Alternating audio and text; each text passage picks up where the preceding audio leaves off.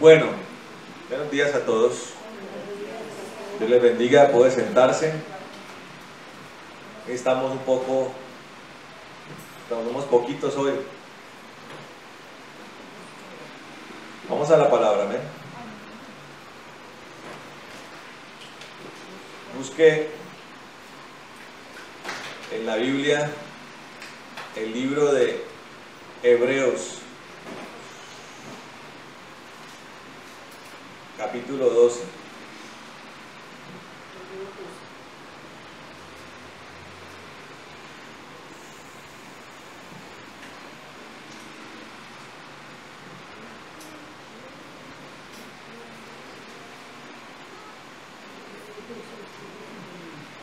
Versículo 1 y 2.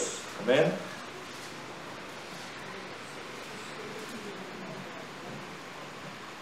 ¿Lo tenemos?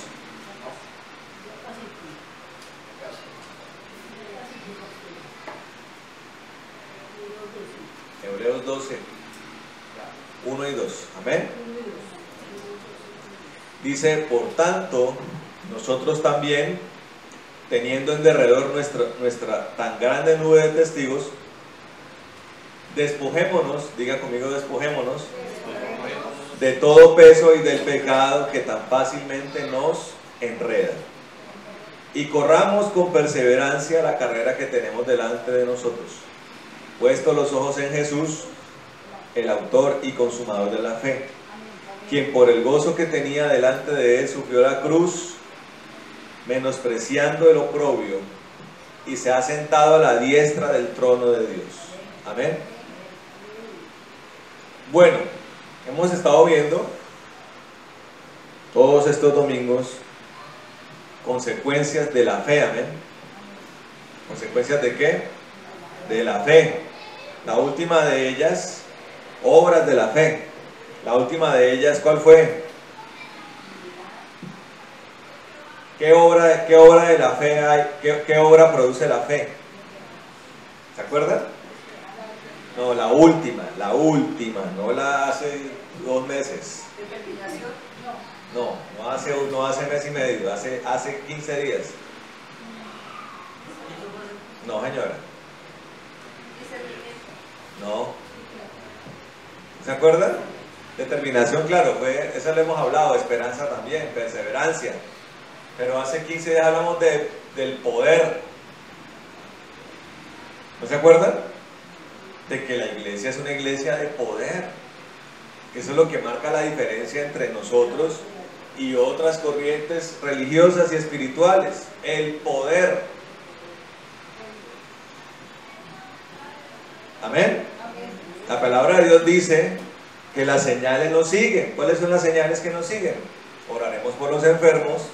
¿Y los enfermos cómo? Serán sanados. Oraremos por los endemoniados, ¿y qué? Y serán liberados, ¿cierto? Hollaremos serpientes, escorpiones, dice la palabra. Amén.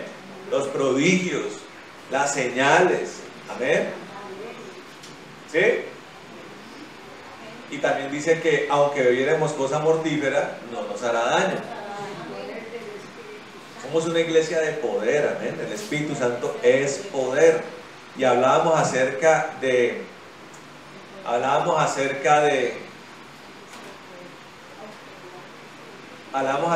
que el reino de los cielos no consiste en palabras, sino en poder, amén. Esa es la diferencia, el poder. Una religión más, pues, ¿de qué sirve?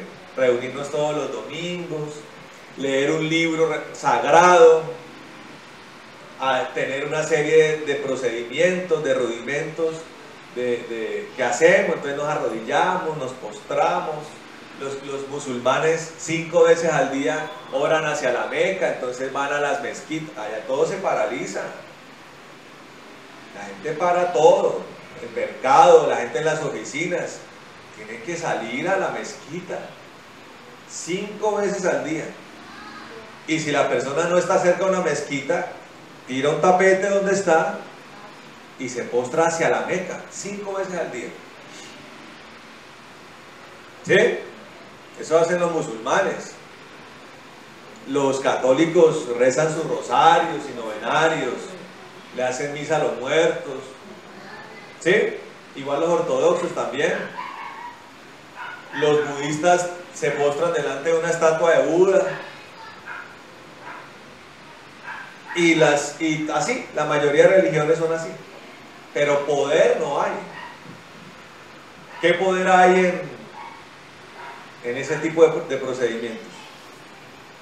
Pero Cristo, el Señor, nos dio poder, amén. Y tenemos que acostumbrarnos a andar en ese poder. Poder para reprender demonios, imagínense. Solamente Jesús da eso, de que usted puede decirle a un demonio, atarlo, reprenderlo y echarlo al abismo. Ese poder lo da ¿quién? Jesús. El poder de la sanidad, Jesús. El poder de la resurrección, aún hay poder en Jesús para resucitar muertos, amén.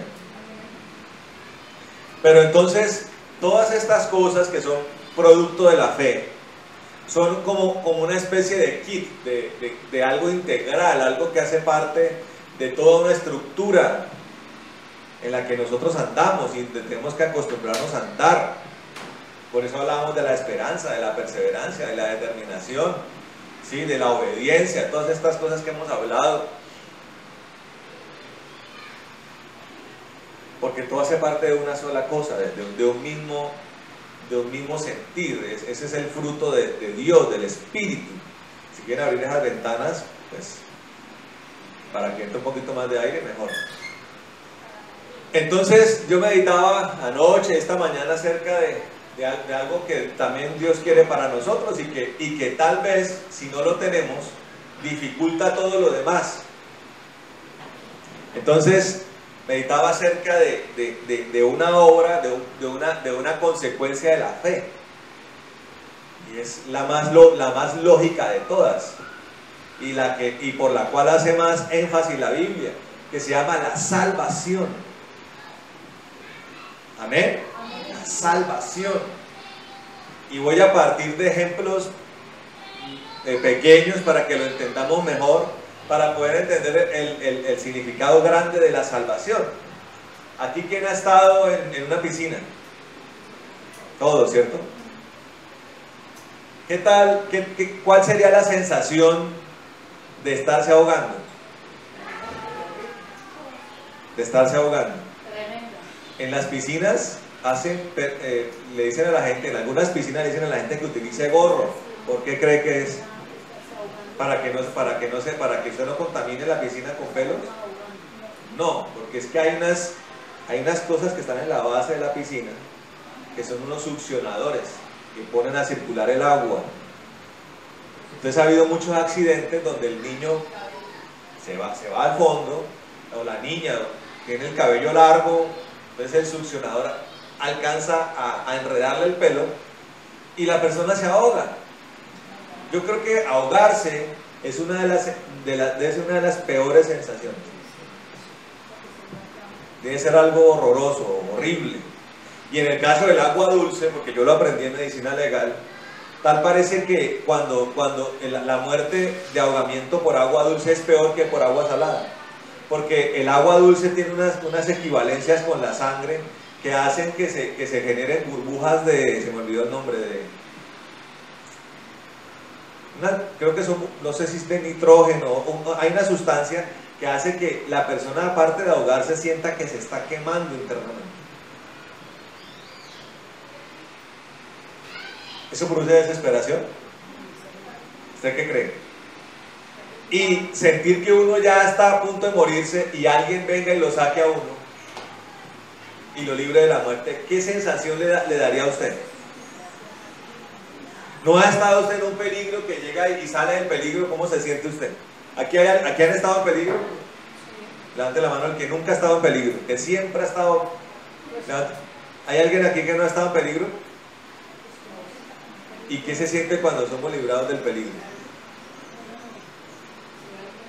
¿Qué se siente? Ahora, la Biblia habla acerca escuche esto, la Biblia habla acerca de los niveles de salvación. Entonces el Señor le decía a la persona que pedía algo de él, le decía, vete, tu fe te ha salvado, dice. ¿Ves? Pero había diferentes tipos de peticiones, sanidades, que el hijo, la hija estaba bajo tormento, ¿sí? Liberaciones, sanidades, y en todas ellas el Señor decía, vete, tu fe te ha salvado. Yo le hago una pregunta, ¿qué tan chévere es para un papá que su hijo sea un lunático, una persona desquiciada, una persona psicótica o una persona esquizofrénica? ¿Qué tan chévere es? ¿Qué tal la vida del papá de ver a su hijo en esa condición? Entonces, cuando viene el poder de Dios y transforma esa situación, el Señor dice, tu fe te ha salvado. Ahora imagínese que usted es un náufrago, se rompió el bote donde estaba y quedó a la intemperie, en el mar abierto. ¿Cuáles son las cosas a las que se expone una persona en mar abierto? Si no sabe nadar, de entrada ya, si no sabe flotar en el agua y nadar, ya su expectativa de sobrevivencia no supera los 5 minutos. Si sabe nadar, entonces dependerá de la cantidad de energía que tenga en el cuerpo, hasta que el cuerpo se canse. ¿Sí? ¿Qué otras cosas expone una persona? Las tormentas, los tiburones. Hay historias, sobre todo yo he escuchado historias de naufragios en la guerra o naufragios mercantiles, donde quedan un grupo grande de personas flotando en medio de los escombros del bote, la madera, las puertas, y ellos flotando, tratando de ver a ver quién lo va a rescatar. Imagínense la inmensidad del mar. Y la persona tiene que, imagínense, esperar que lo rescaten mientras hay un grupo hay un enjambre de tiburones, un grupo grande de tiburones tratando de ¿qué? De comérselos. Día y noche, tratando de morder las piernas. Fuera de eso, la exposición a la intemperie, a los elementos, el sol, el frío. Digamos el sol, ¿qué produce el sol? Quemaduras, deshidratación. Miren esto, y a lo que un náufrago se enfrenta. Tengo sed, y estoy en medio de miles de millones de litros de agua, pero salada, que si la toma, lo que hace es aumentar la deshidratación. Y empieza un problema psicológico que puede llevar a la persona a la locura. ¿Se está entendiendo? A la locura, a alucinaciones. Y si el tema es el frío, la hipotermia, que es pasar el límite del calor corporal y llevar al cuerpo a la muerte. Mire lo que le pasa a un náufrago. Y yo le digo una cosa, un pecador es como un náufrago. Está expuesto a todo. A todo. El ser humano está expuesto a enfermedades, a rupturas familiares, a rechazos sociales, a locura, ¿sí? Al fracaso, a problemas emocionales. Y todo eso vienen siendo elementos que hacen muy difícil la vida de una persona. Sin esperanza, sin ninguna expectativa, ¿sí? Sin ningún horizonte. Qué triste es la vida de un ateo, por ejemplo. Creer que uno pasa por esta vida y es como apagar un monitor o apagar una CPU. Está muy equivocado el que piensa así. ¿Sí me entienden?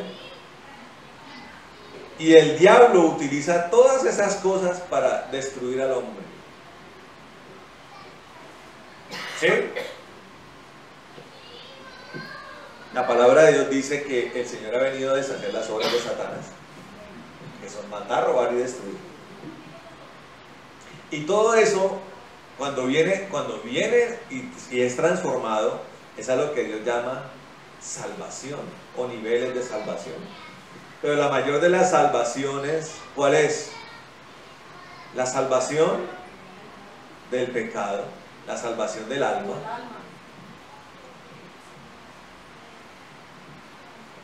Porque estamos hablando de naufragios que son terribles, pero irse al infierno, un lugar de dolor, de sufrimiento extremo, ni siquiera imaginable, de tormento permanente. ¿Aquí a alguien le ha dado un ataque de pánico? Ahora imagínense un ataque de pánico que no se le quita. Pero imagínenselo. Ahora, a la gente le da ataques de pánico por cosas que a la larga no representan un peligro. Por ejemplo, el miedo al futuro. A la persona le puede dar un ataque de pánico porque está en riesgo de una quiebra, por ejemplo. Que fue lo que pasó con la gente en Wall Street en 1929. Los estadounidenses vivieron como una fiesta de excesos durante toda la década de los 20. Cuando terminó la década, vino un colapso económico que llevó a la quiebra de la mayoría de empresas en los Estados Unidos. Personas que eran multimillonarias terminaron en la calle. Y si las personas multimillonarias terminaron en la calle, ¿qué cree que le pasó a la clase media? Pues quedó en la pobreza. Ese tipo de fracasos y frustraciones, ¿qué creen que generan en las personas? Pánico, horror. Estos tipos que perdieron todo ese dinero se tiraban de las oficinas en los rascacielos de Nueva York, se suicidaban. Y hablando de suicidios y lanzamientos de las ventanas, acuérdense del 11 de septiembre en las Torres Gemelas. El fuego abrazaba la parte alta de los edificios. La gente estaba acorralada por el fuego, a tal punto que tenían que ya salirse por las ventanas porque el fuego ya había consumido todo el edificio, todo el piso. Y muchos que terminaron haciendo, por miedo a morir quemados, preferían morirse destripados contra el pavimento. Ahora, esta gente por lo menos tuvo la oportunidad de tirarse por la ventana. Pero el que está en el infierno, ¿para dónde va a coger? ¿Para dónde va a coger el que está en el infierno? A donde corra, va a pasar lo mismo. Y eso es lo que uno entiende desde acá en la tierra. Ya a mucha gente le he dicho que hay cosas a las que la gente le corre, creyendo que son las cosas externas. La gente en Colombia y el ser humano en general es muy agorero. Suele echarle la culpa a cosas del entorno. Por ejemplo, es que mi mala suerte es porque pasó un gato negro. ¿De qué creen eso? Es que rompí un vidrio, un espejo. 10 años de mala suerte. ¿Quién le ha dicho a usted que la mala suerte viene porque rompió un vidrio? Generalmente, no digo que totalmente, pero en su inmensa mayoría, las desgracias de los hombres, ¿sabe qué las causan? Los errores, las malas decisiones. Eso causa la destrucción, ¿correcto? Y es lo que más el diablo, mire, es lo que más el diablo hace en el hombre, hacerlo que tome malas decisiones. El infierno es una secuencia de pésimas decisiones. La más grande de todas, rechazar a Cristo.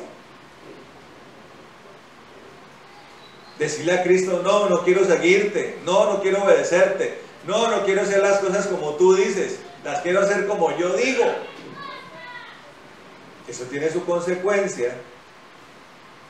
Si usted se tira de un cuarto piso, ¿cómo va a quedar? Si queda vivo es un milagro. Yo creo que de 1 millón de personas, 999.000 se matan tirándose de un cuarto o un quinto piso. Es muy rara la que quede bien, ¿cierto? Dios nos quiere salvar de esas cosas, de una vida de destrucción, ¿correcto? Ahora, sí está el mundo sobrenatural, a lo que también el hombre está expuesto. Dicen por ahí algunos, en un adagio viejo, que yo no creo en brujas, pero de que las hay, las hay. Eso pues es algo como sin sentido. Pero yo sí le puedo decir que el mundo espiritual es real, que la brujería es real, que el satanismo es real, que el espiritismo es real, y que una persona que no sea cristiana y que no siga a Cristo está expuesta a que un enemigo que lo odie y le haga un conjuro, ese conjuro lo afecte. O sea que además de las malas decisiones, el ser humano está expuesto a la destrucción que otro le pueda ocasionar. ¿Sí me entienden? Perfecto, porque no está protegido.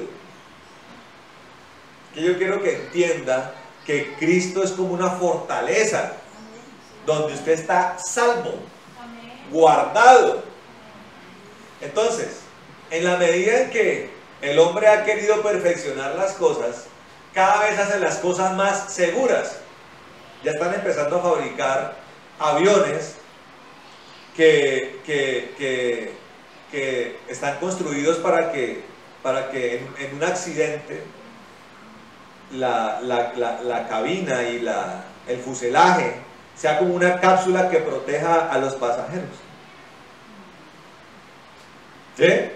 Están diseñando y haciendo aviones que ya pueden incluso proteger al pasajero de un accidente de avión, que siendo el medio de transporte más seguro, porque es el más seguro, o sea, una persona es más fácil de que se mate en carro, o en tren, o en barco, que en avión, ¿sabía?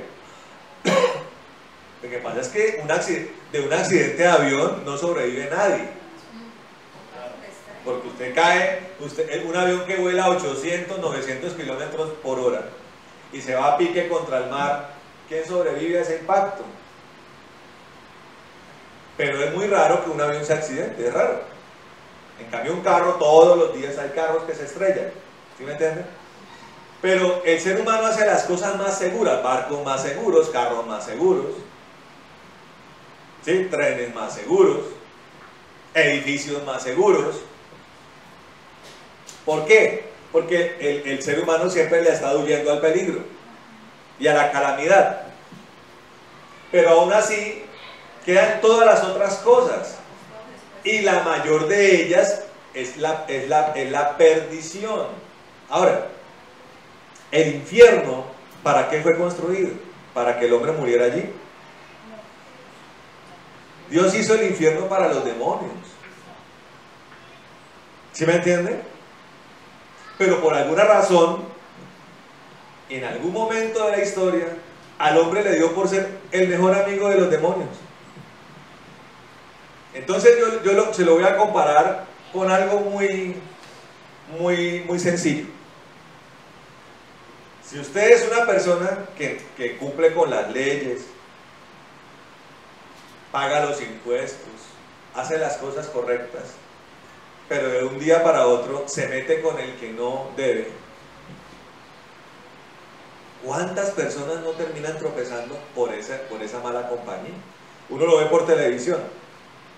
Hay un programa que se llama Preso en el extranjero.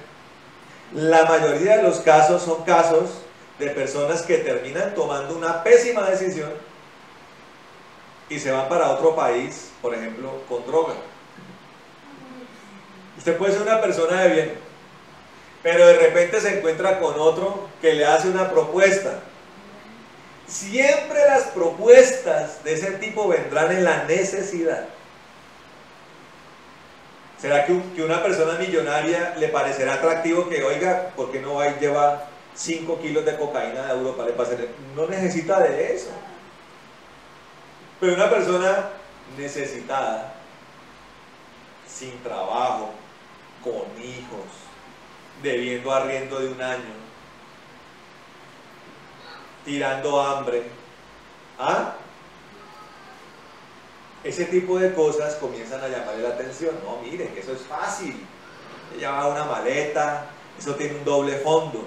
Ahí en el doble fondo hemos camuflado 5 kilos de cocaína. Es lo único que tiene, y siempre le pitan la cosa fácil. Lo único que tiene es pasar allá, eso no, y allá le van a pagar $20.000. $20.000, ¿cuánto es? Como 70 millones de pesos, más o menos, 80 millones de pesos, como 70 millones de pesos. Que para una persona con necesidad, ¿cuánto le solucionaría ese problema? Esa plata. Pero ¿cuáles son los riesgos? ¿Sí me entiende? Y la persona va allá, la pilla y tiene que estarse 8 años, 10 años en una cárcel. En el exterior, sin tener la familia cerca, sin tener que lo visite nadie. ¿Qué tan chévere es eso? Por una mala decisión de una mala compañía. Los demonios son esas malas compañías que se le aparecieron al hombre hace tiempo y que han llevado al hombre a tomar pésimas decisiones y a que el hombre esté en un entorno de perdición. Como el hombre es un ser de conciencia, se ha dado cuenta de que las cosas que hacen están mal y se ha acostumbrado tanto a eso que se empieza a ahogar en esa circunstancia de perdición, a tal punto que el hombre dice: sí, yo soy malo, yo hago lo malo y estoy perdido. Lo más fácil en esa situación de la persona estar en perdición, de la humanidad estar en perdición, es justificarse y crear un escenario que medio sosiegue su situación. Y le digo que es a partir de esto que el hombre dice: es que no hay Dios.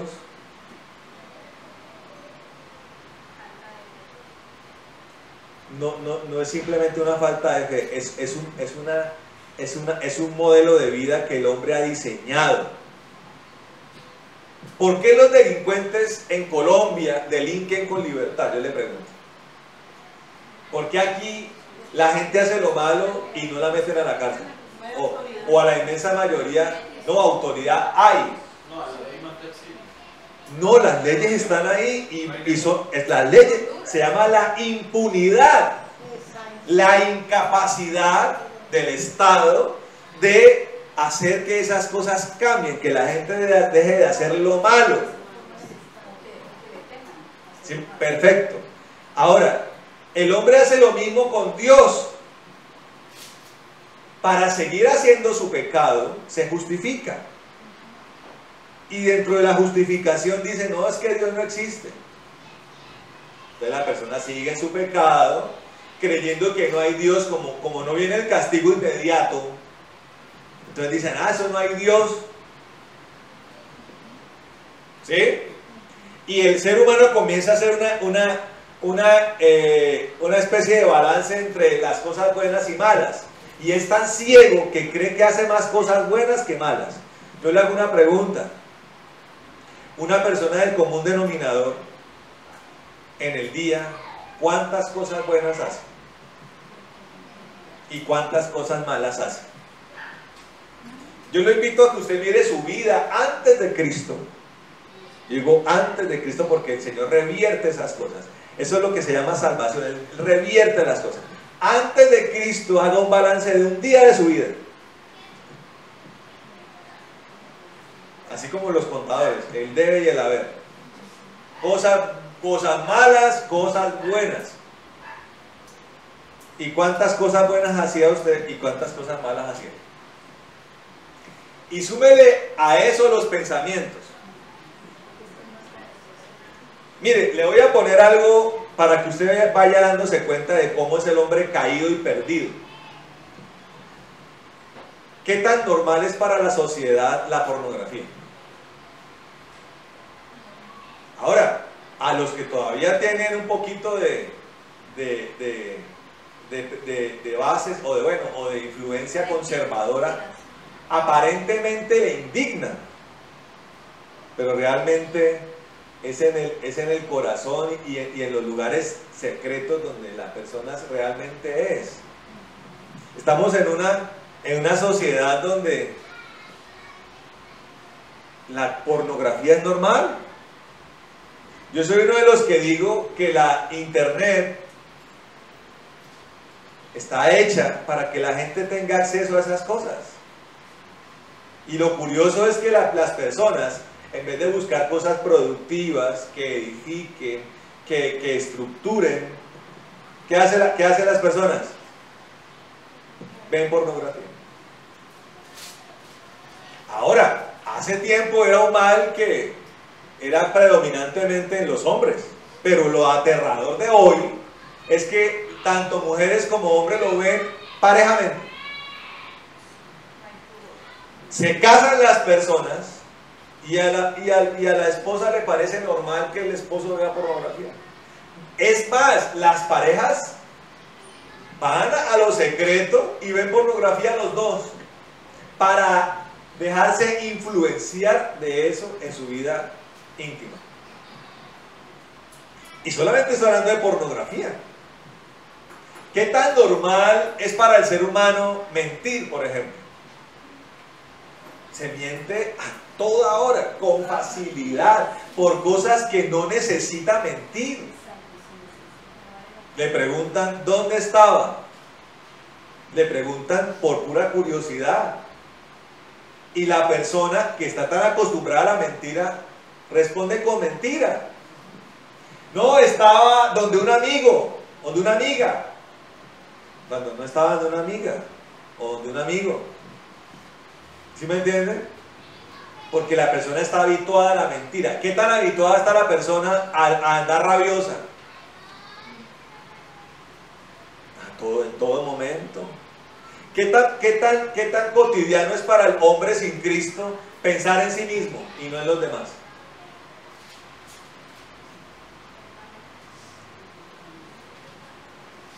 Las personas están en un nivel de tanta agresividad que yo quedo aterrado. Son tan agresivos que son agresivos consigo mismo.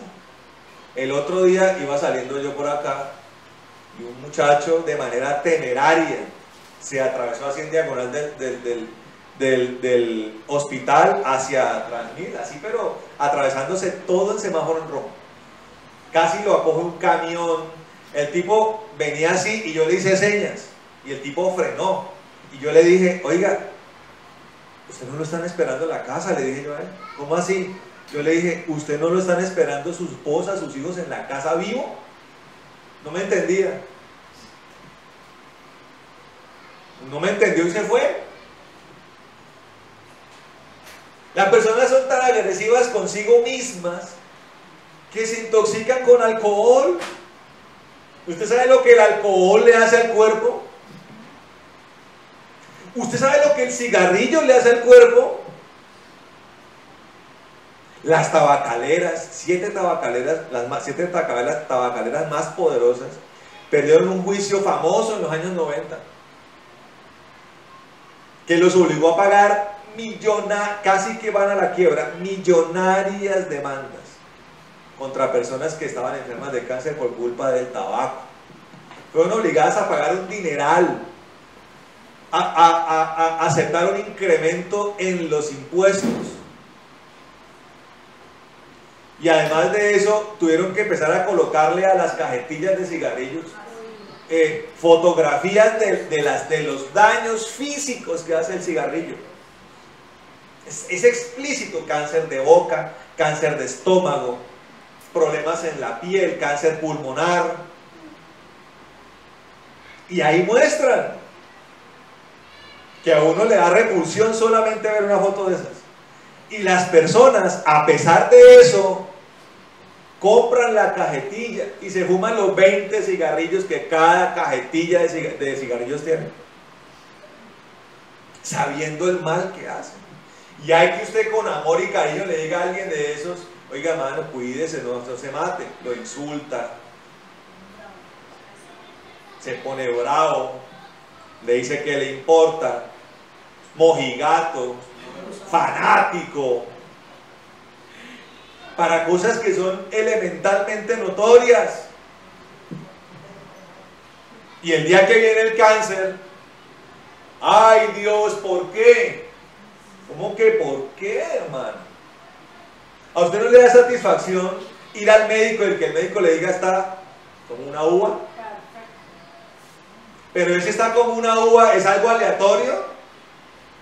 ¿O es la consecuencia de que usted se ha cuidado? Está verificado que la medicina preventiva es la mejor medicina. Claro, porque ya a la hora en que llegó una diabetes, que ya qué puede hacer usted. Lo único a lo que podría aspirar es un milagro de Dios. La diabetes puede reducir hasta en 20 años la vida de una persona, ¿sabía? O sea, ¿cuál es el promedio de vida de una persona hoy? ¿74 años? 75, 74. Es el promedio, o sea, unos mueren menores o unos son los... Hay gente que llega a los 100 años, 105 años. Otros mueren más jóvenes. El promedio es 75 años. Para una persona normal. Para una persona con diabetes se reduce casi en 20 años. Su expectativa de vida son 55 años. ¿Una persona con 55 años es una persona vieja? En la época de la peste bubónica, eso era ser viejo, pero porque Europa estaba siendo extinta por la peste bubónica. Los piojos tenían un virus que en los piojos que habitaban en las ratas, la rata lo tenían, picaban a los hombres las pulgas y los piojos, y eso se reproducía en la gente, y la gente se moría. Más de la mitad de Europa murió por la peste. Entonces el promedio de vida disminuyó drásticamente, como cuando hay guerras, sobre todo las guerras mundiales. La peste negra, peste bubónica, eso mató a más de la mitad de Europa. Entonces la expectativa de vida se reduce. Y estamos hablando de cosas notorias para los hombres. Ahora, ¿cuál es el mayor de los peligros para el hombre? ¿Un cáncer? ¿Un lupus? ¿Un sida? ¿Un papiloma humano? No, es la consecuencia del pecado, que es la muerte eterna. Padecer un dolor extremo, un sufrimiento pasmoso por la eternidad. Y es la paga del pecado, de la práctica del pecado, hermano. Y es lo que hace que la gente ande en condenación. Yo me acuerdo que cuando estaba yo antes de Cristo, yo era una persona que consideraba que no merecía nada. Y como yo nunca fui ateo, y yo tenía más o menos claro el concepto de salvación, porque uno lo aprendió medianamente en las clases de religión, yo era de los que pensaba de que el hombre no merecía ser salvo. Y evidentemente no estaba tan equivocado. Pero bendito sea el Señor por la fe en Cristo. Porque la fe en Cristo es la carta de salvación, hermano. Para algo que evidentemente no merecemos. ¿Usted está entendiendo? Ser salvados no lo merecemos. Es como usted ve que se naufragó un barco y están allí a la deriva Adolfo Hitler, Joseph Stalin, así, ayúdeme. Está Julio Garavito. ¿Ustedes le dan ganas de salvarlo? Allá ese señor que mató a más de 200 niños de la manera más terrible está ahí. Y usted tiene el poder para botarle un flotador. ¿Usted qué hace? No, yo creo que la situación misma es la que define si uno lo hace o no. Cuando estaban en naufragio, los soldados, llámense norteamericanos, japoneses, alemanes, rusos, y los aviones enemigos y los barcos enemigos veían que estaban en naufragio, ¿usted qué cree que hacían? Los remataban. En vez de salvarlos, los remataban para que se murieran. Porque la guerra a ese nivel es la mayor expresión del odio, hermano. Todo vestigio de misericordia, de compasión, en la guerra se pierde. Y hay historias que nosotros no conocemos de la guerra. Por ejemplo, uno siempre ha visto, ¿no? Los gringos ganaron la guerra y los rusos también. Y ya esos alemanes degenerados. La historia de la guerra siempre la cuentan a su acomodo los que ganan la guerra, ¿cierto? Los que ganan la guerra son los valientes, que lo hicieron en aras de la libertad. Pero la guerra realmente tiene ganadores, yo le pregunto a usted. ¿Hay ganadores en la guerra? ¿Usted sabe cuántas mujeres violaron los rusos cuando invadieron Alemania? 2 millones de mujeres. Y muchas de ellas eran violadas por 12, 15, 20, 25, 30, 40 hombres. Se suicidaban después de eso. ¿Cómo queda una mujer que es violada por 30 hombres? ¿Con qué ganas de vivir queda? Eso no lo cuentan. Usted ve las películas y fue derrotado. Sí, Hitler hizo cosas muy malas, pero los que le ganaron a Hitler no hicieron cosas mejores. Y ni contar de las mujeres violadas por los norteamericanos y por los británicos y por los franceses y por las legiones francesas.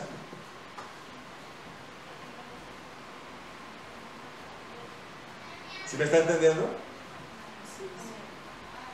El ser humano es capaz de hacer las cosas más terribles.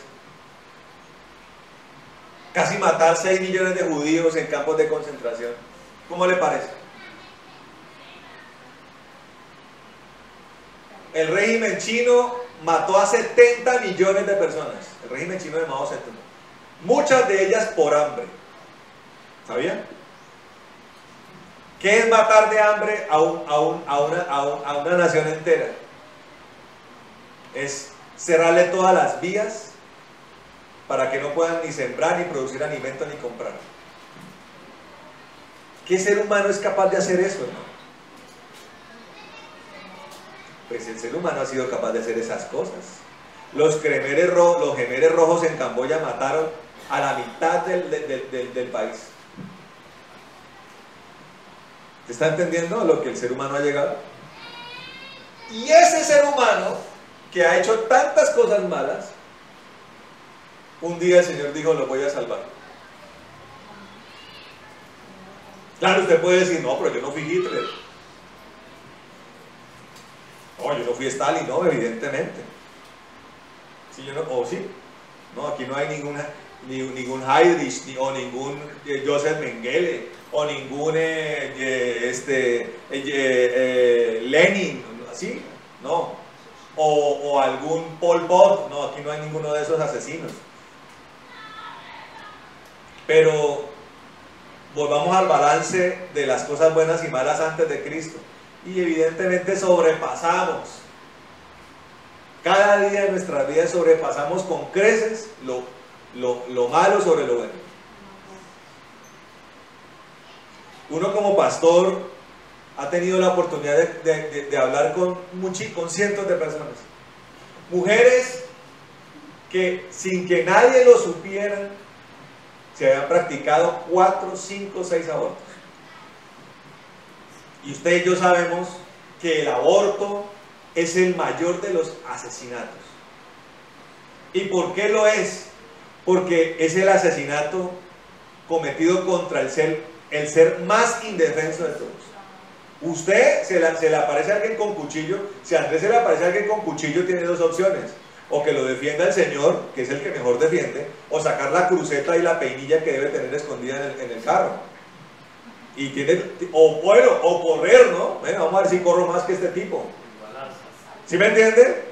O una piedra. El ser humano tiene la posibilidad, sobre todo mano a mano, de defenderse.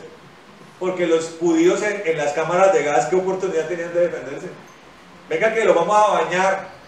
Los metían desnudos dizque a despulgarlos y a bañarlos, y lo que hacían era echarle gas ciclón 5. Aparecen las paredes arañadas, como el gesto de desesperación del judío, muriendo por el gas. Pero un niño que está en el vientre de una mamá, ¿qué oportunidad tiene? De que lo saquen a pedacitos, de que lo licúen a través de un legrado. Entonces, perdóneme, si uno tiene en el haber 5 abortos, son 5 homicidios.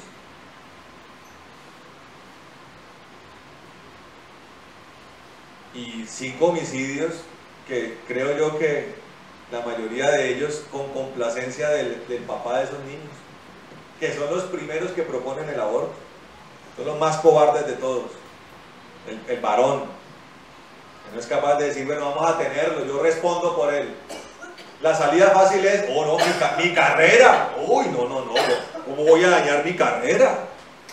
No, estoy en plena maestría, tengo que hacer el doctorado, la empresa apenas está arrancando, no he viajado, no he conocido.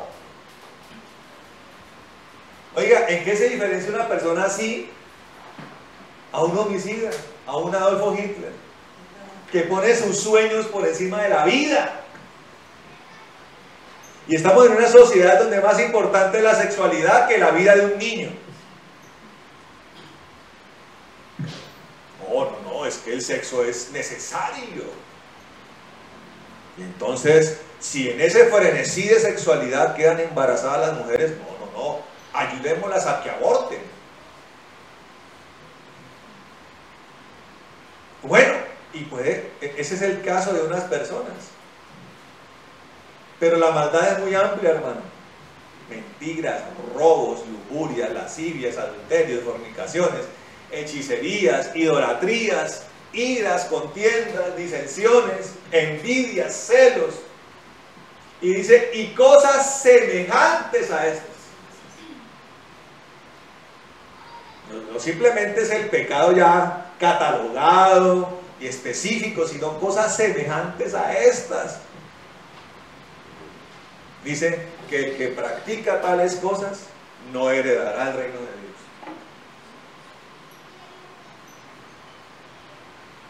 Porque vemos documentales acerca de Calígula, y Calígula le gustaban las orgías, comida.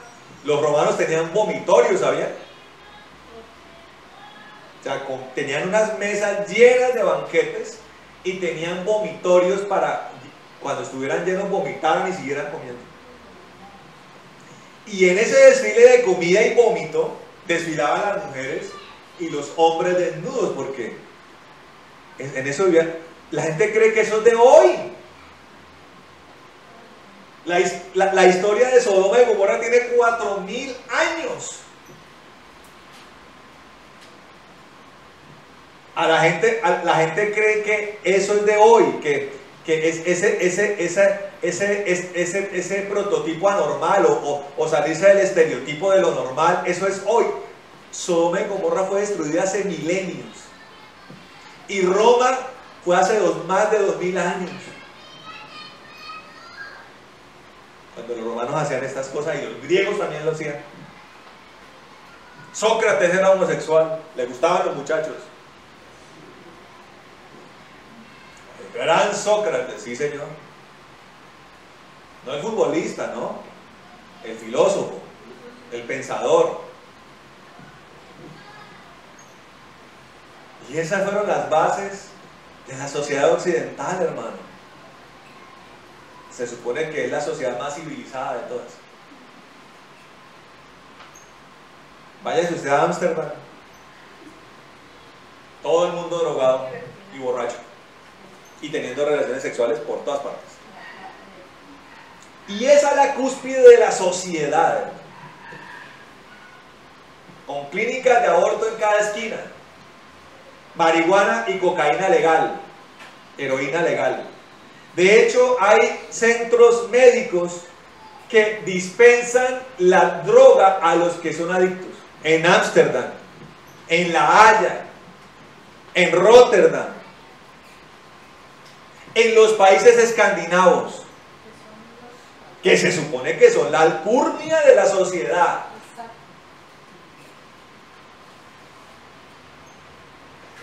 Y yo le pregunto, ¿la paga de todo eso cuál va a ser, hermano? ¿A un aplauso? ¿Va a ser un aplauso? ¿Será que el día que vengan las coronas y el juicio, esa gente va a ser premiada? ¿Usted qué dice? ¿Qué va a hacer Dios? Pues Dios quiere librarnos de eso, hermano. Porque aquí dice, ahora, la salvación esencialmente es del infierno, ¿no? Pero para ser librados del infierno, mire lo que dice acá, dice, despoguémonos de todo peso y del pecado que tan fácilmente nos enreda. Ahora, escuche esto. Está hablándole el apóstol al pueblo de Dios. Si el pecado es una tentación constante, una lucha constante para el pueblo de Dios, y por eso hay que tener una lucha sin cuartel contra el pecado en el pueblo de Dios, ¿qué esperanza hay para el impío, hermano? Que se baña en sus propias heces, en su propia porquería, y se siente satisfecho en su propia maldad. En la palabra de Dios dice, el justo con dificultad se salva. Por eso los pastores somos canzones, hermano. No peque. Deje el pecado, venga a la iglesia, ore, sepa lo que ve en televisión, interceda, adore a Dios, lea la Biblia, ame a su prójimo, ame a su familia, ame a sus hermanos. Ay, tan cansón el pastor, pero qué exagerado, pero es que es fanático, pero es que es cansón. Ay, esos pastores fastidiosos, pero es por su propio bien, hermano. Para que sea salvo y para que viva como un salvo. Porque otra de las cosas que explota el diablo es la condenación. Para el impío, pues está más que condenado. Pero para la persona del pueblo de Dios, el diablo acecha para que peque, para que pecando el primero en señalar quién cree que es el diablo, dice degenerado, es que cristiano. Por ahí se le fueron los ojos pasando canales y vayan a ir a ver cómo lo acusa el diablo. Se le salió el evangelio, vaya, mire cómo el diablo es el primero que lo acusa. Degenerado, parece Hulk. No vuelva a la iglesia. Y la gente cae en la condenación, no vuelve a la iglesia, no ora, se siente se siente como un gusano despichado. Y el que lo está despichando, ¿quién es? Dios, no, el diablo. El Señor permanentemente quiere levantarlo, sanarlo, restaurarlo, perdonarlo. Ahora, el pastor Antonio hizo una reflexión hace poco que mejor que pedir perdón, ¿qué es? Deje de meter la pata. ¿Qué tal no todos los días? Señor, perdóname por ser un degenerado, porque se me van los ojos, porque es que soy mal geniado, porque es que soy un don nadie. En vez de estar uno en eso, el hombre empieza a dejar de pecar. Tome la decisión, ¿me entiende? Por ejemplo, la mentira, deje de mentir, ¿qué pierde? No pierde nada, gana mucho. Y se siente libre, es como el que hace ejercicio.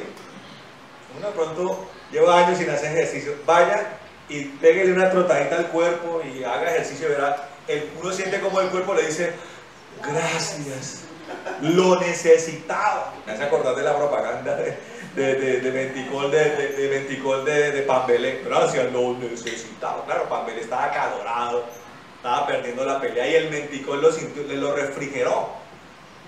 Hacer ejercicio, el cuerpo, es como si el cuerpo tuviera ahora y decía, gracias.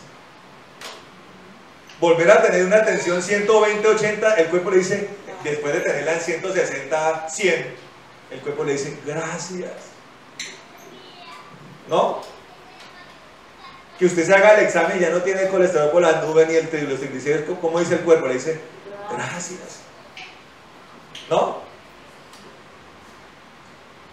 Que ya deje de tener el cuerpo gelatinoso y un poquito más firme, el cuerpo que le dice, gracias. ¿No? Que el cerebro esté más descongestionado, no le dice el cuerpo, gracias. Ahora, empiece a practicar el no pecado. Y verá cómo su alma le dice, gracias. Deje de mentir, por ejemplo, haga el ejercicio, deje de mentir. Haga el ejercicio y verá que empieza a sentir satisfacción. Siempre que pregunten por usted en el teléfono, no diga mentiras. Y si no tiene tiempo para hablar, dígale, conteste, diga, mire, ¿sabe qué? Lo llamo más tarde, estoy ocupado. Y si es al que le debe plata, pase. Y dígale, todavía no la tengo. Cuando la tenga, lo llamo. ¿No?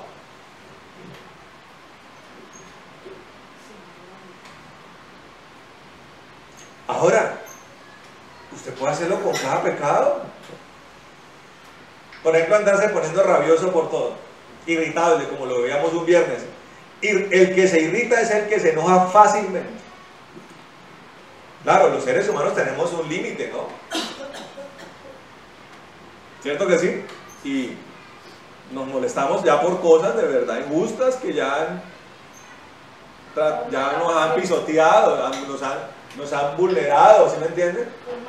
Eso es lo normal. Pero molestarse por cualquier cosa. Se cayó un tenedor y se puso furioso. Hay gente que se pone brava porque se le cae un tenedor al niño o a la esposa o al... ¿sí? ¿No?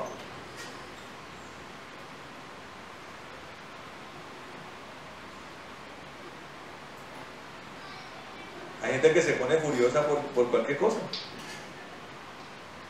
Tenemos que empezar a dejar de ser así. ¿Correcto? Ahora, todos sabemos que las cosas fluyen del corazón. ¿Y es el corazón quien lo limpia? Dios.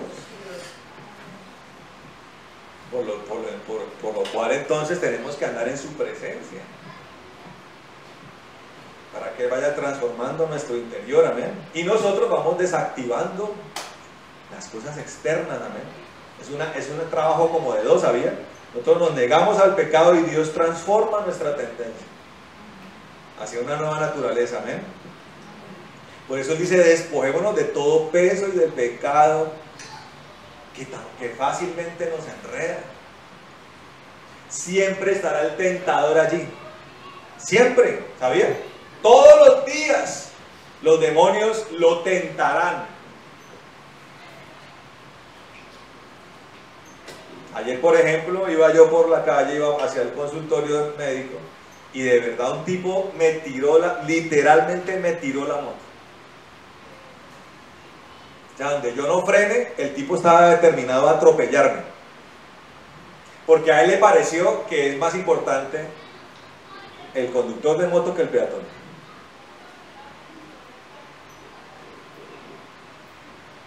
Y yo evidentemente le llamé la atención, pero lo hice con tranquilidad y con decencia.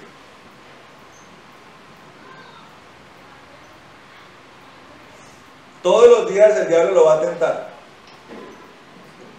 Con la mamá, con el papá, con los hermanos, en la oficina, en el colegio, en la televisión.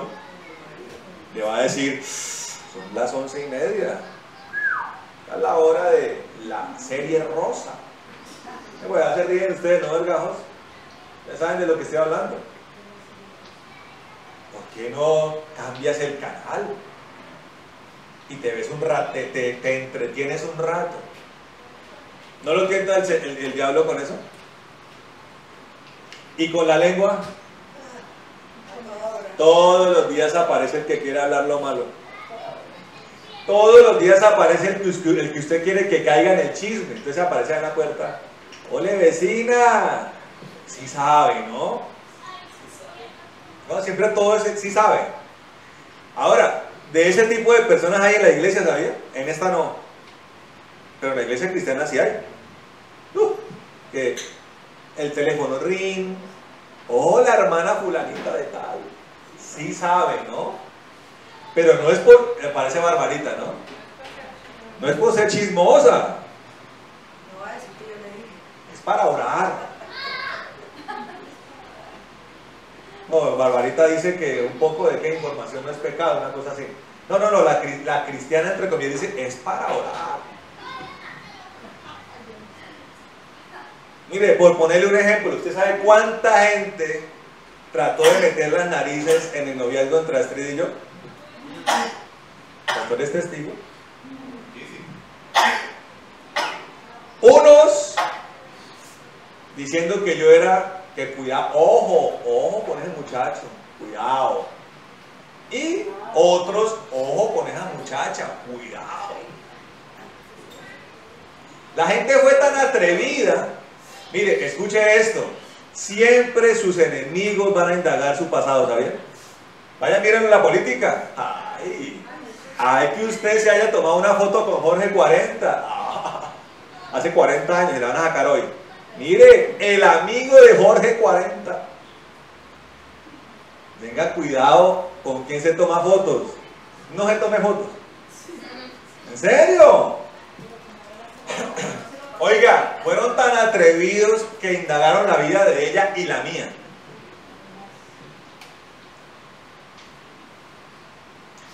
¿Quién cree que estaba detrás de todo eso? Satanás. Porque Satanás es un sabueso, ¿sabía? Tiene un hocico así de largo. Tiene un hocico así de largo. Él se huele las cosas. Él se huele los peligros y va a hacer todo lo posible para evadirlos. Y la confirmación de eso fue cuando nos casamos. El respaldo de Dios, la gracia de Dios y la presencia de Dios sellando esa unión. ¿Está entendiendo? Usted está acá porque Dios lo quiere salvar, evidentemente, o lo ha salvado, pero también Dios quiere que usted sea un instrumento de salvación. ¿Usted cree que el diablo lo sabe? Sí. Estaba leyendo unos tweets ayer. Resulta que sí, hay cristianos que se salieron de cauce por ganas de poder y ganas de plata. Se han metido en la política porque se volvieron codiciosos y andan haciendo golpes de estado por allá en otros países y entran con Biblias en la mano. Y salió uno a decir, mire cómo el diablo aborrece la iglesia, perdón, el mundo aborrece la iglesia. Y estaban diciendo, ahora sí entendemos a Nerón. Pobre Nerón con esos cristianos que le incendiaron Roma. Es tan grande el odio que el mundo le tiene a la iglesia que por 4 gatos que están haciendo lo malo, como esta señora de Bolivia, que entra con Biblia en mano, al mejor estilo de los jesuitas, de los benedictinos, de los dominicos, cuando arrasaron América,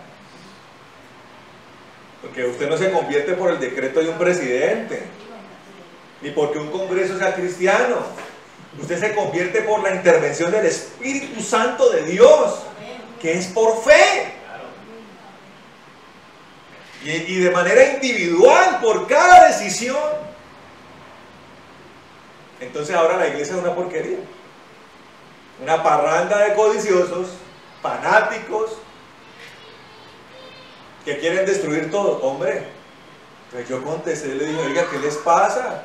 La inmensa mayoría de la iglesia está en las misiones, está en las campañas evangelísticas, orando por los... Allá está la iglesia. ¿Qué les pasa? ¿Nerón? ¿Cómo así? ¿Nerón? ¿Calígula? ¿Diocleciano? Ahora son los pobrecitos.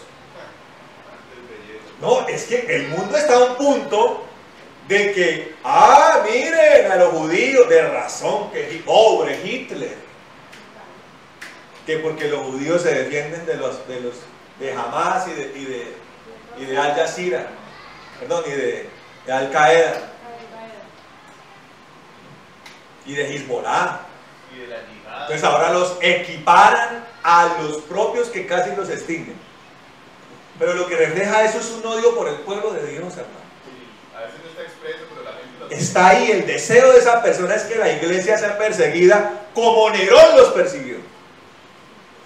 Son hijos del diablo. Los colocaban a los cadáveres de los cristianos como antorchas en las ciudades romanas. Para aterrorizar. ¿Y los aterrorizaron? No. Hasta el día de hoy estamos aquí. Y los mártires morían felices. Porque si hay algo que le alegra a un cristiano es que se va a encontrar con su Señor. ¿Quién dice amén? ¿Quién le da un aplauso al Señor?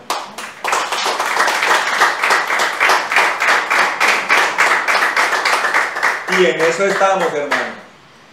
Lidiando con los enemigos de la iglesia, lidiando con el tentador, lidiando con el mal testimonio de muchos que dicen ser cristianos.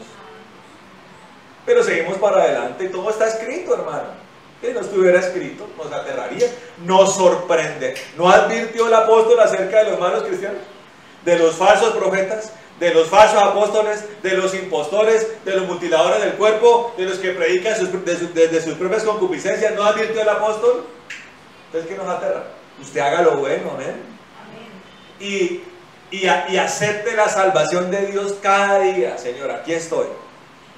Cada día, de todas las cosas que cada día se presentan, Dios nos libra, amén.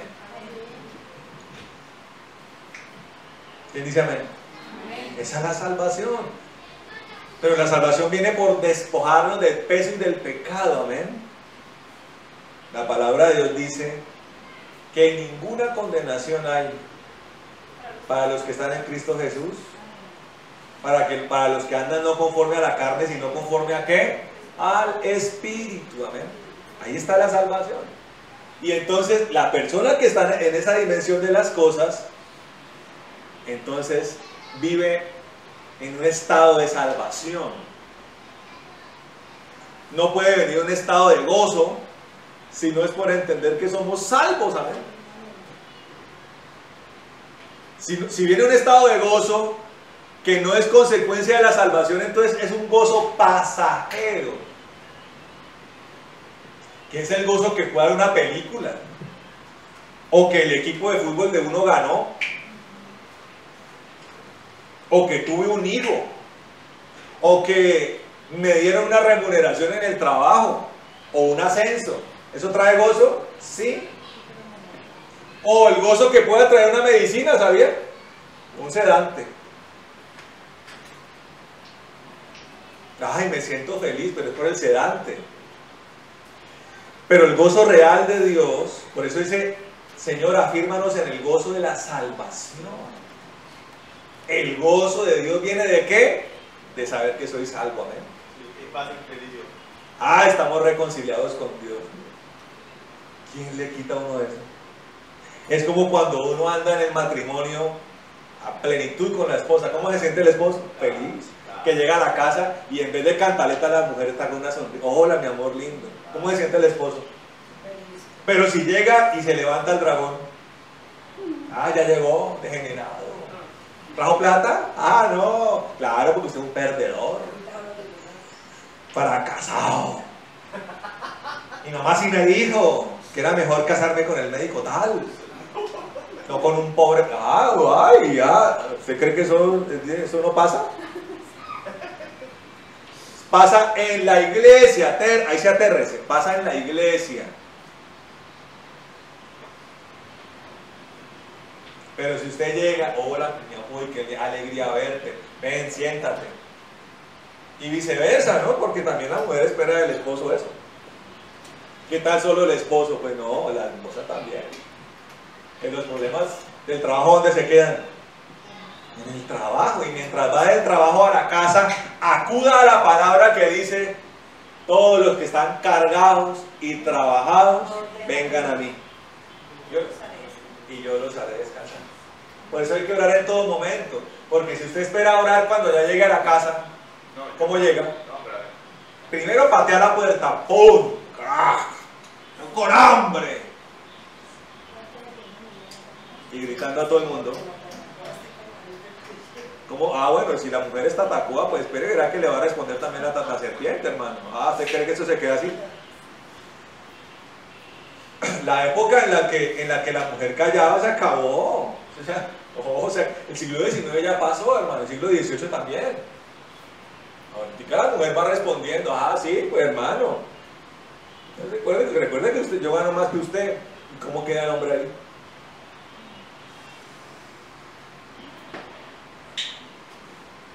Entonces, la paz con Dios es esa. Señor, yo sé en mi espíritu que soy salvo. ¿Qué más alegría que eso? Que si por alguna razón el mango le falla en la madrugada, ya usted está listo. Porque el mango falla o no. ¿Falla el mango? Ah, falla, a veces falla. Yo tuve un compañero del colegio que jugando fútbol se le dio un infarto. Ahí quedó, fulminante. 38 años, ¿cómo la ven? 39 años, ¿cómo la ven? ¿Hay edad para morirse? A mí lo que me dio alegría de eso, curiosamente, porque parece como un poco indolencia, no es indolencia, que 4 o 5 meses antes me lo encontré y él me dijo, uy, yo también estoy en una iglesia cristiana, estoy siguiendo a Dios ahora. ¿Qué quiere decir eso? Se salvó, hermano. Lo que pasa es que para él ese era su día. ¿Qué hace uno para ir encima de la soberanía de Dios? Y le puede uno fallar la churumbela y la guanábana, que no solamente el mango falla, ¿no? ¿Sí? Dios es el que sabe, hermano. Dios es el que sabe. Pero ese día tiene que ser una alegría para nosotros, amén. Porque es la consumación de lo que nos está hablando de la palabra, salvación.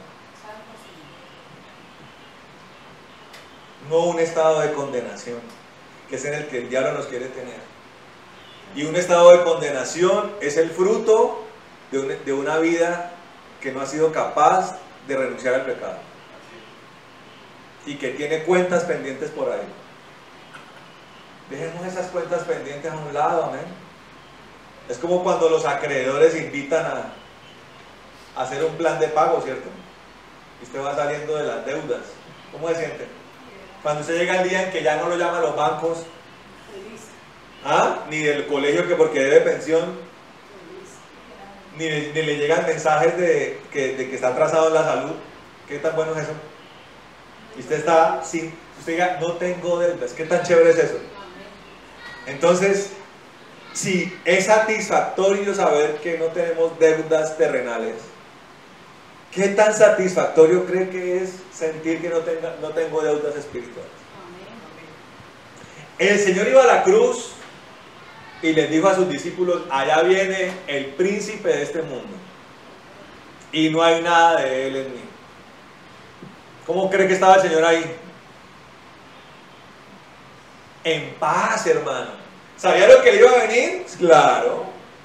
Le daba un poquito de temor, pero ¿cuál era su refrigerio? Que no había nada del príncipe del mundo en él. Esa es la autoridad de Cristo, ¿sabe? Ese es el poder que tenemos nosotros. El poder máximo, ¿no? De decir, oiga, ahí viene el príncipe de este mundo otra vez y no tengo nada de él en mí. Cuando uno anda en esa libertad, uno le dice al robo, no. Uno le dice a la mentira, no. Uno le dice a la corrupción, no. Uno le dice a la tentación, no.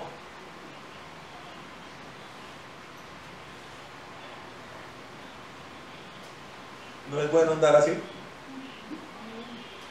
Tener uno la capacidad de estar casado y decirle a la tentación de la fornicación y del adulterio, no. Que llegó Carolina Cruz a tentarlo, decir, no. Perdóneme. Señores casados, ¿con quién cree que los va a tentar a usted el diablo? ¿Con quién cree? ¿Con cualquiera, sí? Y el diablo conoce sus gustos. El diablo conoce los gustos de su carne, ¿sabía?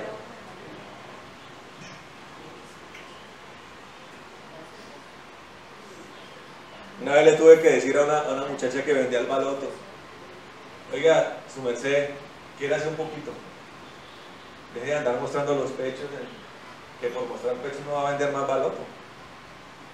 Oiga, yo estaba pagando un recibo, ¿no? Que acabo de aclarar, no estaba comprando baloto.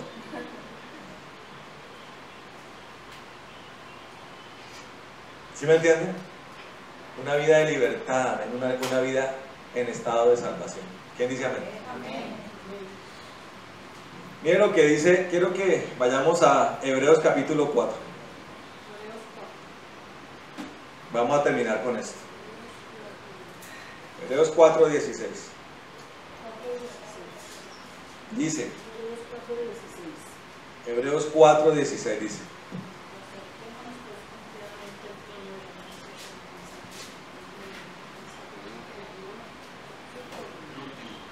dice,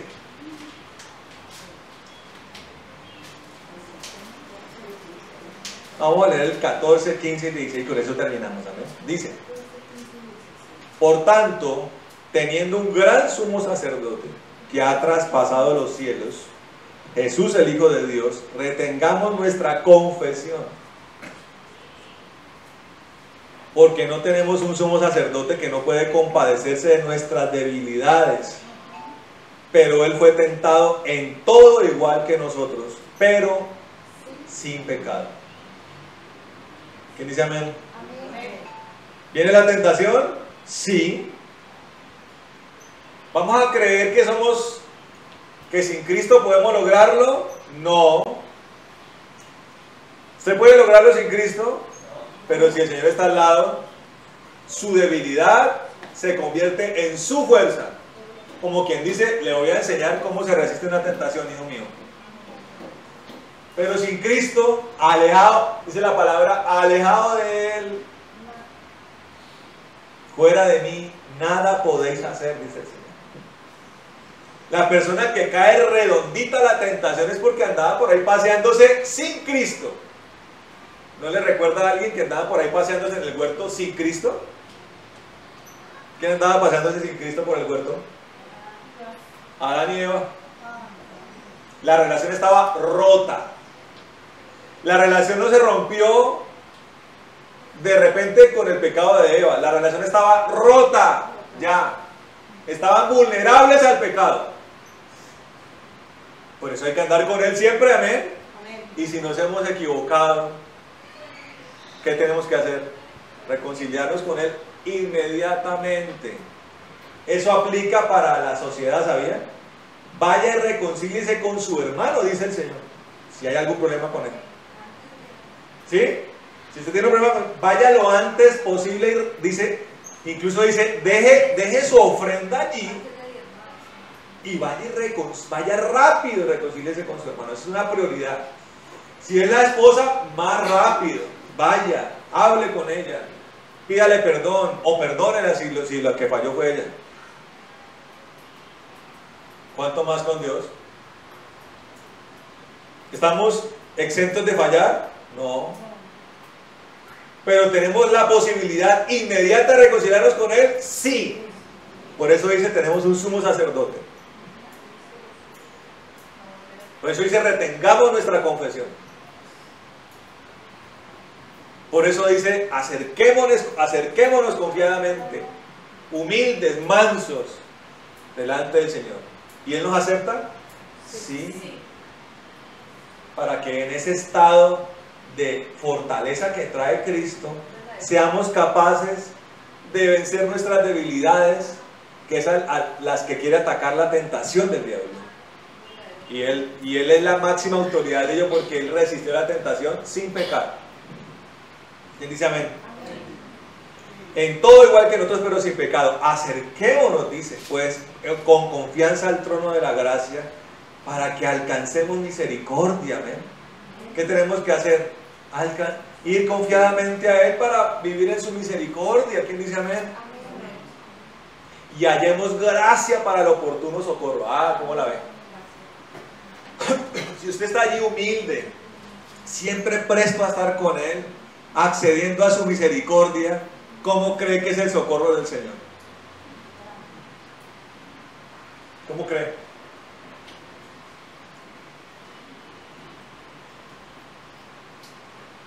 Para los que dicen que Dios no viene a socorrer, si Dios no viene a socorrer es porque hay un problema, y es que usted no está en la gracia de Dios. Oiga, es tan impresionante la misericordia de Dios que usted puede ser el peor de los pecadores, pero si por alguna razón de todo corazón clama en el nombre de Jesús, Dios lo va a guardar, porque el nombre de Jesús tiene poder y respaldo. ¿Cuánto más usted que es un hijo de Dios? ¿Dios nos va a abandonar? ¿Dios no nos va a socorrer? Nos socorrió siendo unos pecadores degenerados. Se acordó de nosotros. Ahora que somos sus hijos, ¿no se va a acordar de nosotros? ¿Va a dejar de proveer? ¿Se va a negar a sí mismo? ¿Va a dejar de sanarnos?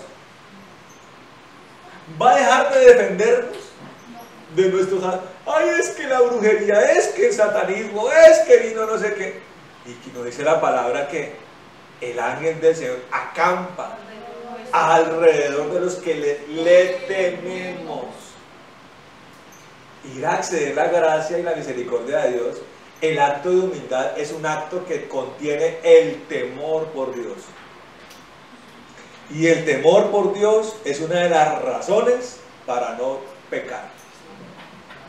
La otra es el amor por Dios, que van unidas, amor y temor. Yo le hago una pregunta, ¿usted por qué no va y roba un banco? Sabiendo que hay millones de pesos ahí. Porque temor a que lo vale. Y aquí que me dice de la cárcel, ¿no da temor? La cárcel llena de sodomitas. ¿No da temor eso? La mayoría de gente no hace las cosas malas, civilmente hablando, por temor a las represalias. Oiga, ¿y cuánto más a Dios entonces? Que es el que da la paga justa a todos.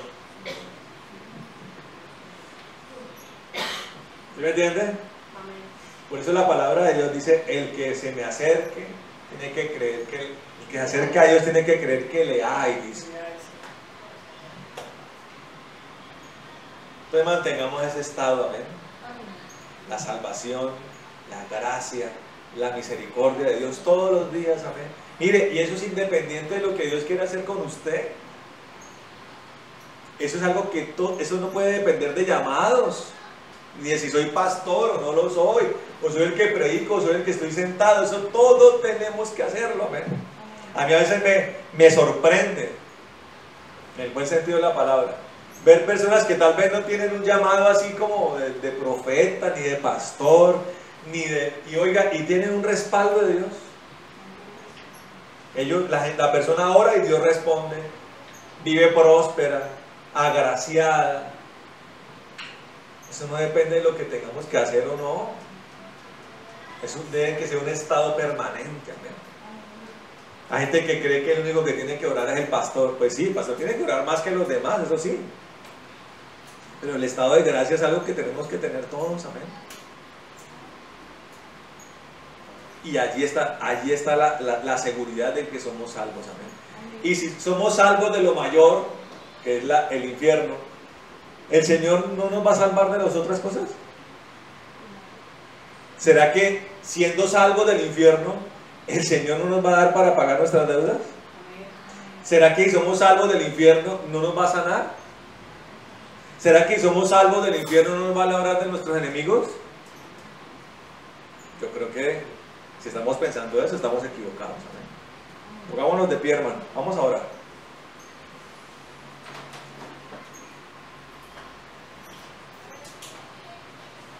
Vamos a orar.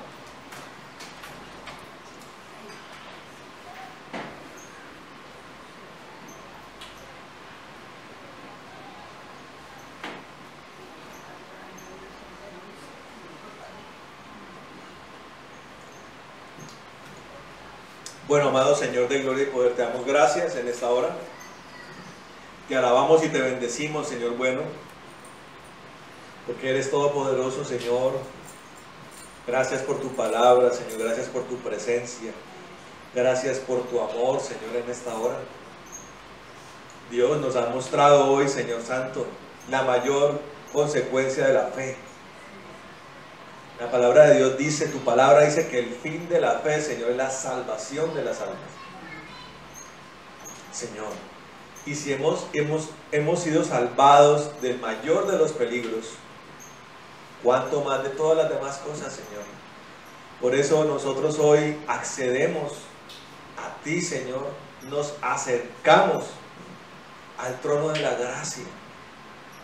Empieza a hablarle allí al Señor, hermano, y a decirle que usted quiere acercarse con confianza al trono de la gracia. Dígale, empiece a hablarle al Señor: Señor, quiero acercarme al trono de la gracia. Con humildad, dígale allí, con confesión. Exprésele a Dios la necesidad de estar con Él, de ser uno con Él, de estar en su presencia, para que usted sea fortalecido en sus debilidades. Señor, fortalécenos en las debilidades, Señor maravilloso, que no son pocas. Somos seres humanos de carne y hueso, con un sinnúmero de situaciones. Señor, te pedimos que en todas esas tú emerjas, Señor maravilloso. Con tu poder, Señor, nos toques. La palabra de Dios dice: diga al débil, fuerte soy. Y es por la gracia y la misericordia de Dios que podemos recibir esa fortaleza. Si usted se siente vulnerable, dígale: Señor, fortaléceme. Si usted se siente condenado, dígale: Señor, perdóname. Y rechace las palabras del enemigo que lo hace ver así. Escrito está que ninguna condenación hay para los que están en Cristo Jesús, los que andan conforme al Espíritu y no conforme a la carne. Si la carne predomina, entonces dígale: Señor, dame tu Espíritu, Señor, lléname con tu Espíritu, con tu unción. La unción es la que pudre los yugos y las cadenas y los cepos, y el fuego es el que purifica, el que quema la hojarasca, el que quema el abrojo, el que quema la amargura, el que quema el veneno. Señor, en el nombre de Jesús, derrama tu presencia sobre cada persona en este lugar, Señor. Úngelos con tu poder, Señor. Purifícalos con tu fuego, Señor. Purifica las mentes, purifica los corazones, Señor maravilloso. Llena nuestra alma, Señor. Quita toda fisura, límpianos de toda infección, Señor. Toda contaminación que han recibido mis hermanos por el trabajo, por los lugares donde estudian, por las cosas que pasan en sus casas, en sus entornos. Límpialos en esta hora, Señor.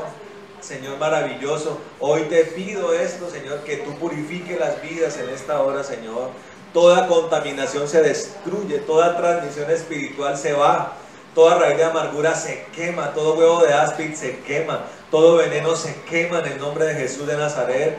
Ahora mismo se rompen las cadenas, ahora mismo se rompen los cepos, se rompen los grilletes en el nombre de Jesús.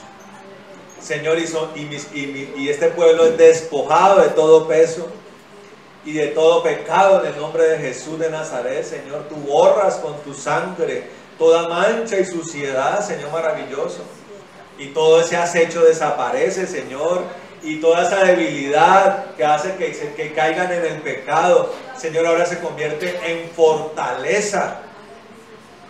Y a través de esa fortaleza, Señor, ellos son capaces, Señor, de resistir la tentación y de librarla, de salir avante, Señor de la gloria, como tú saliste avante ante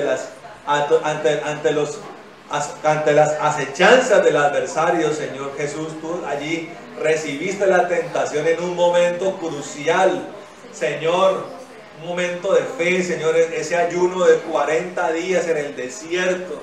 Señor, el cuerpo estaba debilitado, no fue el primer día, no fue el segundo día, fue en los últimos días, Señor maravilloso. Allí recibiste la tentación.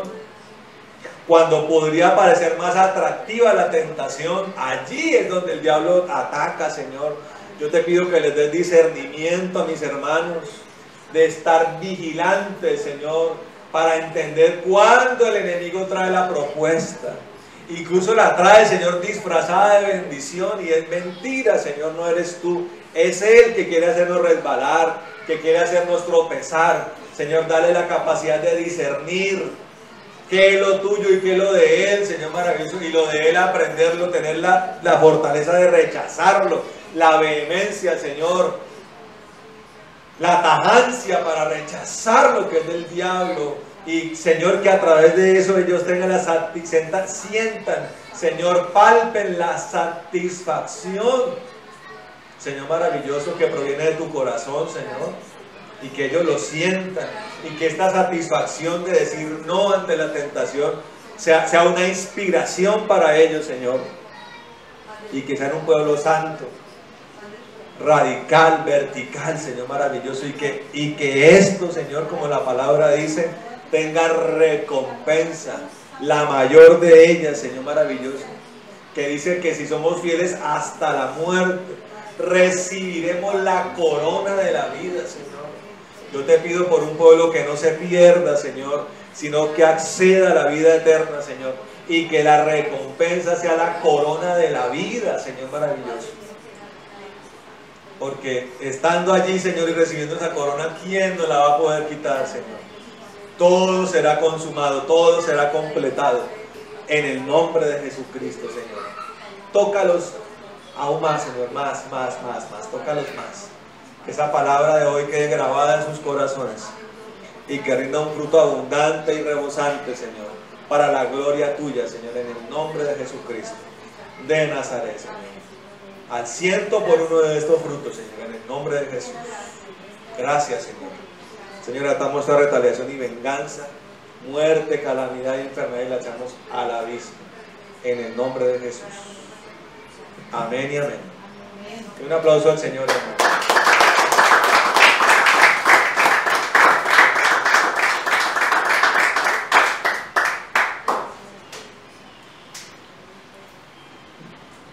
Bueno, hermano, vamos a diezmar y ofrendar, amén. Amado Rey de Gloria, Señor Jesucristo, hoy venimos nosotros delante de ti, que eres el sumo sacerdote, según el orden de Melquisedec, Señor.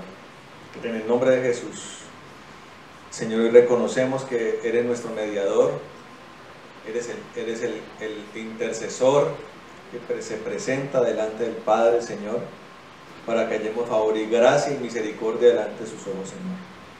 Y conforme a esto, Señor, hoy te pedimos que tú reprendas el devorador de nuestras vidas y que abra las ventanas de los cielos para que haya abundancia y sobreabundancia, Señor. En el nombre de Jesucristo de Nazaret. Señor, bendecimos también las ofrendas que mis hermanos traen. Pedimos que tú las multipliques amplia y poderosamente, conforme a la generosidad, conforme a la liberalidad, Señor. Señor, bendecimos las cosechas, bendecimos las tierras, los ganados, bendecimos los negocios, el fruto de las manos, del conocimiento, bendecimos las despensas, bendecimos los graneros, bendecimos las mesas, en el nombre de Jesucristo, Señor. Los hogares son benditos, que no haya justo desamparado ni hijo de justo que mendigue pan, y que seamos prosperados en todo como nuestra alma prospera, en el nombre de Jesucristo. Amén y amén. Mi hermano puede pasar y presentar su diezmo de ofrenda.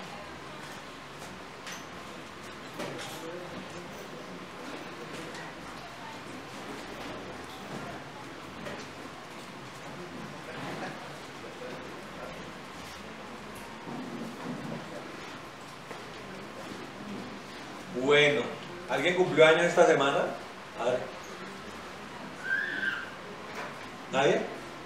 Bueno, vamos a despedirnos del culto, amén. Póngase de pie, hermano.